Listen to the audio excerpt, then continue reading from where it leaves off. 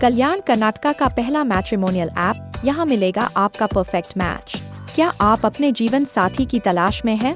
Call now 08047363399। Download the Janata matrimony app. ನಾವೆಲ್ಲ ಇವತ್ತು ಈ ಒಂದು ಪ್ರತಿಭಟನಾ ಕಾರ್ಯಕ್ರಮವನ್ನು ಪ್ರಾರಂಭದ ದಿನ ಇವತ್ತು ನಾನು ಸಿದ್ದರಾಮಯ್ಯನವ್ರಿಗೆ ಒಂದೇ ಒಂದು ಪ್ರಶ್ನೆ ಕೇಳ್ತೀನಿ, ನಿನಗೇನು ನೈತಿಕ ಹಕ್ಕದಪ್ಪ? ಜನರಿಗೆ ಸುಳ್ಳು ಹೇಳಿ ಎಲ್ಲ ನಾನು ಅದು ಕೊಡ್ತೀನಿ ಇದು ಕೊಡ್ತೀನಿ ಅಂತೇಳಿ ಸುಳ್ಳು ಹೇಳಿ ಓಟ್ ತೊಗೊಂಡು ಸರ್ಕಾರ ನಡೆಸ್ಲಕತ್ತಿದ್ದಿ. ಇವತ್ತು ನಿನಗೆ ನೈತಿಕತೆ ಏನದಪ್ಪ? ನೀನು ಒಬ್ಬ ಬಡ ಮನುಷ್ಯ ಅಂತೇಳಿ ನಾನು ಭಾವಿಸ್ಕೊಂಡಿದ್ದೀನಿ. ಅಲ್ಲ, ನಿಮ್ದೇನು ಮೈಯಾಗ ಏನಾಗ್ಯದ ನಿಮಗೆ? ಆ ಗುಂಡೂರಾಯರಿಗೆ ಏನಾಗ್ಯದ? ಅವ್ರ ಪೆಟ್ಟ ಚಲೋ ಮನುಷ್ಯ ಇದ್ದ ಆಡಳಿತ ವಿಷಯದಲ್ಲಿ. ಈ ಸಿದ್ದರಾಮಯ್ಯಗೆ ಏನಾಗ್ಯದ? ಅಲ್ರಿ, ನಿಮಗೇನು ಬಡವರಿಗೆ ಸೋಯಿದಾಗ ಏನು ಔಷಧ ಸಿಗೋದು ಬೇಡ?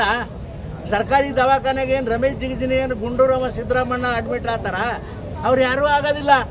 ಸರ್ಕಾರಿ ದವಾಖಾನೆಗೆ ಬರೋರು ಯಾರು ಅಂದರೆ ಸಮಾಜದಲ್ಲಿರ್ತಕ್ಕಂಥ ಅತ್ಯಂತ ಕಟ್ಟ ಕಡೆಯ ಬಡವರು ಸರ್ಕಾರ ದವಾಖಾನೆಗೆ ಬರ್ತಾರಪ್ಪ. ನಾವು ಯಾರ್ಯಾರು ಇಲ್ಲಿದ್ದವ್ರೇ ಒಬ್ಬರೇ ನಾವು ಸರ್ಕಾರಿ ದವಾಖಾನೆಗೆ ಹೋಗೋದಿಲ್ಲ. ಯಾಕಂದ್ರೆ ನಮಗೆ ಭಗವಂತ ಶ್ರದ್ಧರುವಂತ ನಮಗೆಲ್ಲ ಶಕ್ತಿ ಕೊಟ್ಟಾನ.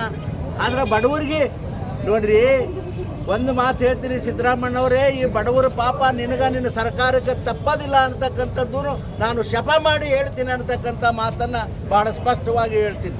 ಯಾಕಂದರೆ ನೋಡ್ರಿ, ಬಡವರ ಹೆಸರು ಮೇಲೆ ಇವತ್ತು ನೋಡ್ರಿ, ಅವ್ರು ಹೇಳಿದ್ರಲ್ಲ ನಮ್ಮ ಬೆಳುಬ್ಬಿ ಸಾಹೇಬರು ಸುಮಾರು 70 ವರ್ಷಗಳಿಂದ ಬಡವರ ಹೆಸರು ಮೇಲೆ, ದಲಿತರ ಹೆಸರು ಮೇಲೆ, ಹಿಂದುಳಿದವ್ರ ಹೆಸರು ಮೇಲೆ, ಮುಸಲ್ಮಾನರ ಹೆಸರು ಮೇಲೆ ನೀವು ರಾಜಕಾರಣ ದೇಶದಲ್ಲಿ ಮಾಡ್ಕೊತ ಬಂದಿರಿ ಮಾರಾಯಗಳ.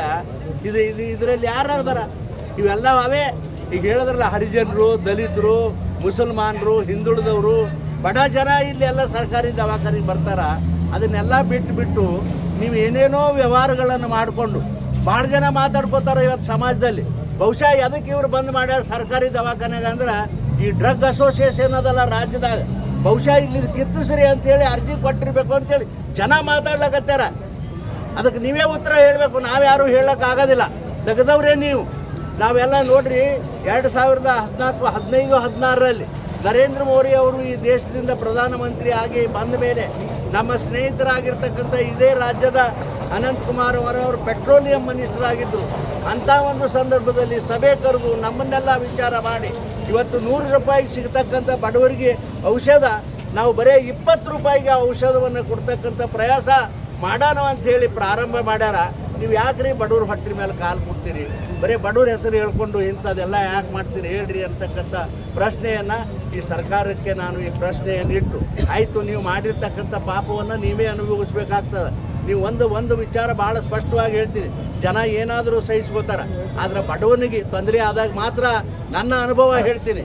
ದೇಶದಲ್ಲಿ, ರಾಜ್ಯದಲ್ಲಿ, ನಮ್ಮ ಕ್ಷೇತ್ರಗಳಲ್ಲಿ ಬಡವರಿಗೆ ಅನ್ಯಾಯ ಆದರೆ ಬಡವರು ಮಾತ್ರ ಸಹಿಸಿಕೊಳ್ಳೋದಿಲ್ಲ ಅಂತಕ್ಕಂಥ ಮಾತವನ್ನು ಭಾಳ ಸ್ಪಷ್ಟವಾಗಿ ಈ ಸಂದರ್ಭದಲ್ಲಿ ಹೇಳಿ, ಇವತ್ತು ನಾನು ಈ ಭಾಗದ ಒಬ್ಬ ಲೋಕಸಭಾ ಸದಸ್ಯನಾಗಿ ನಿನಗೆ ವಿನಂತಿ ಮಾಡ್ಕೋತೀನಿ, ಸರ್ಕಾರಕ್ಕೆ ವಿನಂತಿ ಮಾಡ್ಕೋತೀನಿ, ಬಡವರಿಗೆ ಸಿಗ್ತಕ್ಕಂಥ ಈ ಒಂದೇನು ಜನೌಷಧಿಯ ಕೇಂದ್ರಗಳನ್ನು ನಿಮ್ಮ ಸರ್ಕಾರಿ ದವಾಖಾನೆಗಳನ್ನು ತೆಗೆದು ಹಾಕ್ಸಿರಲ್ಲ, ಕೈ ಮುಗಿತೀನಿ, ಆ ಕೆಲಸ ಆಗಬಾರ್ದು ಅಂತಕ್ಕಂಥ ಮಾತು ಸರ್ಕಾರದ ಮೇಲೆ ಬಹಳ ಒತ್ತಾಯದಿಂದ ಹೇಳಿ ನೀವು ಮಾಡಿರ್ತಕ್ಕಂಥ ಕಾರ್ಯವನ್ನು ಇದನ್ನು ನಾನು ಸಂಪೂರ್ಣವಾಗಿ ಖಂಡಿಸ್ತೀನಿ ಅಂತಕ್ಕಂಥ ಮಾತನ್ನು ಹೇಳಿ ನಿಮ್ಮೆಲ್ಲರಿಗೂ ವಂದಿಸಿ ನಾನು